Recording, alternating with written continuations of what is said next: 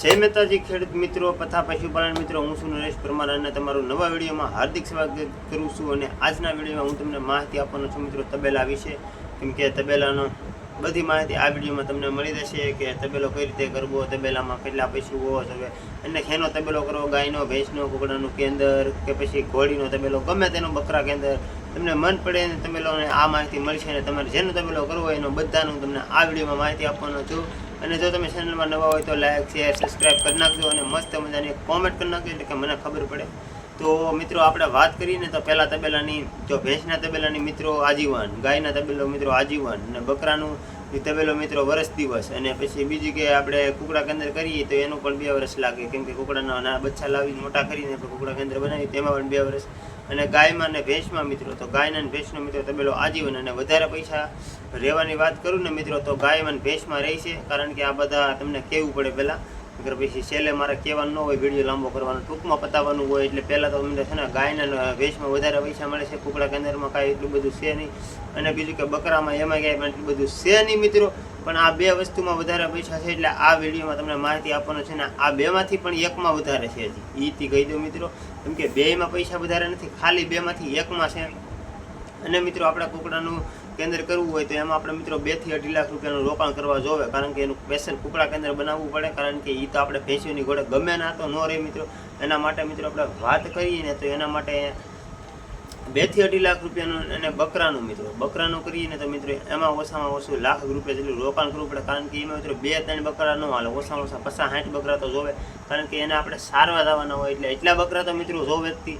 એટલે એ 2માં ઝાઝું રોકાણ છે. અને પશુની વાત કરીએ તો ભેંસુમાં અને ભેંસુમાં અને ગાયોમાં મિત્રો એટલું બધું કોઈ મહેનત નથી અને ઝાઝા પૈસા છે એવું તમને પ્રશ્ન મનમાં થતો હોય છે કે આ 2માં વધારે પૈસા કેમ.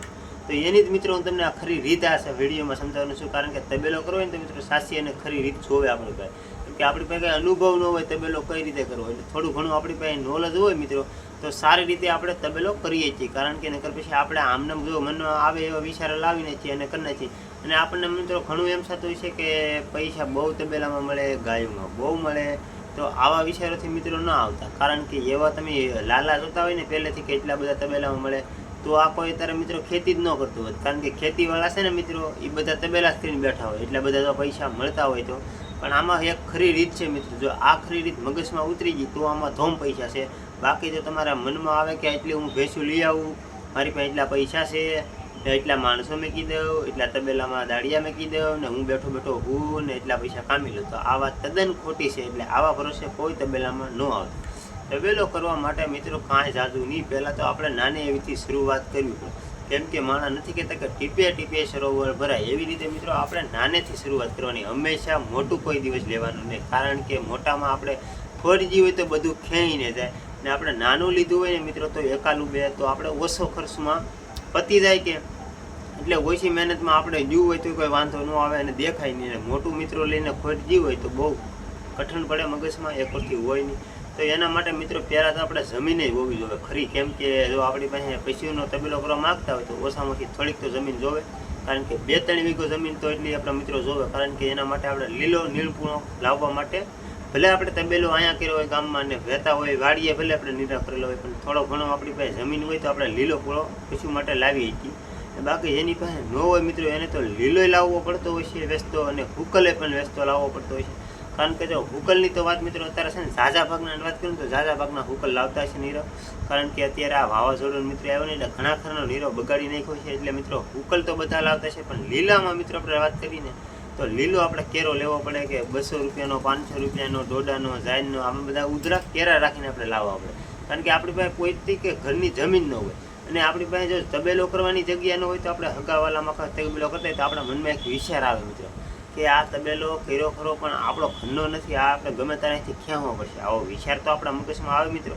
આપણે રોકાણ તો કરી દીધું છે, પણ એના માટે મિત્રો આપણે થોડીક છે ને નાનેથી શરૂઆત કરવાની, કેમ કે આપણે કોઈનામાં તબેલો કરવા માટે જમીન બમીન લેવાની નહીં, કારણ કે એ તમને કાલ 5-15 તમને એ મેણું મારી દે, કારણ કે તમને એમ કહે કે તમે તબેલો કર્યો ત્યારે અમારામાં કર્યો તો આવા મેણા મારે, તો એ આપણે ન સાંભળીએ છીએ. એના કરતાં મિત્રો આપણે ઘરેથી તબેલો શરૂઆત કરો ને, કારણ કે તબેલા માટે તમારે છે ને 1 થી 2 ભેંસું જોવે, કારણ કે 1 થી 2 ભેંસની શરૂઆત કરજો. જાજી ભેહું તો હું મિત્રો કોઈ છેલ્લા નથી દેતો, કારણ કે છે ને તમે એ જાજુ રોકાણ કરો ને ખોઈ જાય ને એવું હું કોઈનું કરવા માગતો નથી, એટલે કોઈનું ખરાબ નહીં પણ કોઈકનું સારું થતું છે ને એના માટે હું વિડીયો બનાવું છું.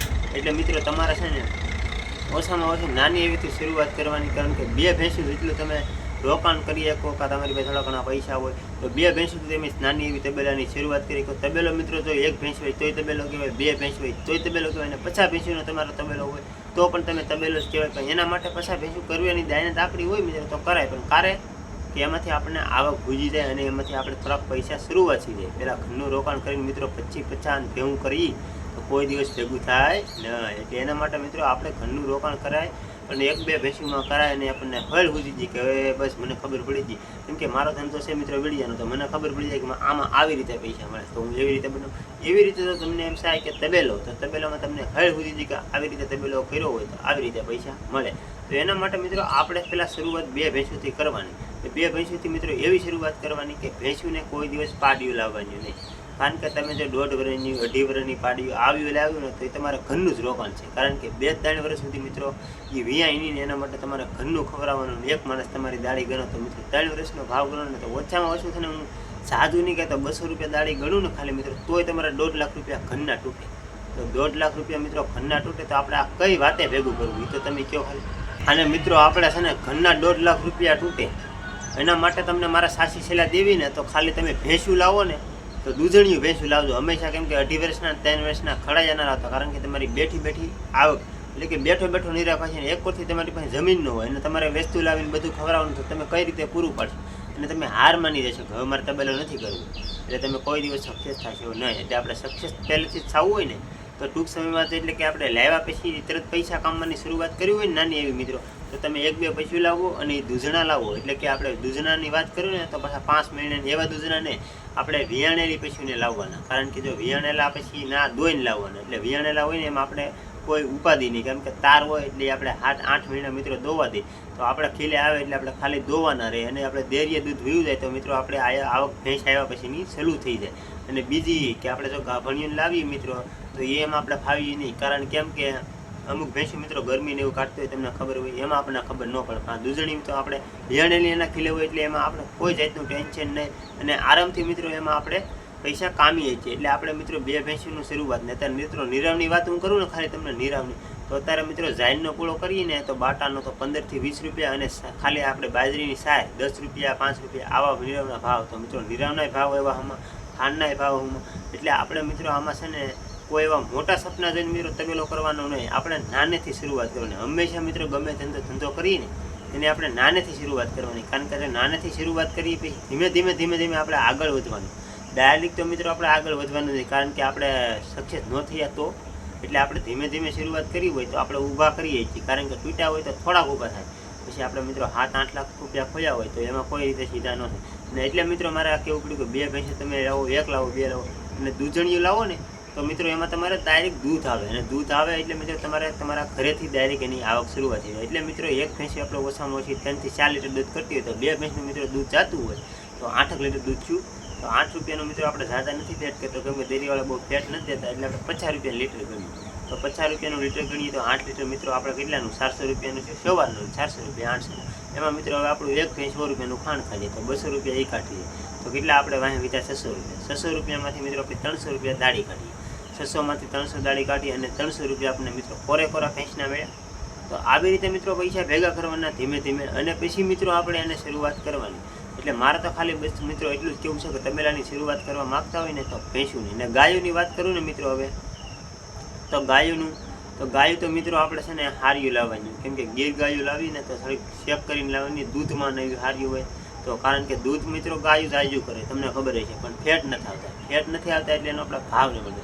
કેમ કે મિત્રો આપણા પશુનું દૂધ હોય ને પશુનું ખાલી ભેંસુનું દૂધ તોય મિત્રો એ આપણે 50 રૂપિયાથી 60 રૂપિયા 60 રૂપિયાનું લીટર પડે તો ગાયનું મિત્રો 30 થી 35 રૂપિયાનું લીટર પડે. તો આપણે મિત્રો નીરાવ ખાવાની વાત કરીએ તો નીરાવ બધાને હરખું ખાવા જવું અને પાણી દૂધ ખાંડ બધું હરખું જોઈએ. અને આપણે પૈસાની વાત કરીએ તો મિત્રો અડધો ફેર પડે. તો મિત્રો ગાયોનો તબેલો કરવા માગતા હોય તો ગાયોનો તબેલો ન કરતા, કારણ કે ગાયોમાં તમે સક્સેસ નહીં થાય અને ગાયું વેચો તો એમાં કોઈ જાતનું એટલા બધા કાંઈ પૈસા નથી મળતા. અને તમે આને જો ને ભેંસું તો મેં શું ભેંસો સારો વહેલો લેવાનો મિત્રો, દૂધમાં હોય એવી કે દેખાવડી નહીં લેવાની, કારણ કે દૂધ હશે ને તો તબેલામાં સાચો, એટલે દૂધમાં સારો વહેલો લેવાનો. તો બસ મિત્રો, ઘણું બધું મેં તમને આ વિડીયોમાં પશુને પાલનને લગતો તબેલા વિશે ઘણી બધી સારી માહિતી આપી છે, અને તમને પણ ગમી હશે, આશા કરું છું કે ગમી જશે, કારણ કે મેં જરાય ગપ્પા નથી માર્યા મિત્રો, સત્ય જે હતું એ તબેલા વિશે કહી દીધું છે. તો કેવો લાગ્યો વિડીયો? તો તમને ગમ્યો હોય તો મિત્રો મારી ચેનલને સબસ્ક્રાઈબ કરજો, લાઈક કરજો અને કોમેન્ટ કરજો. અને મિત્રો મળીએ આવા નવા બધા વિડીયો સાથે, કેમ કે તમે થોડોક સપોર્ટ આપતા રહેશો, આપણી ચેનલ આજીવન આવશે. જય માતાજી.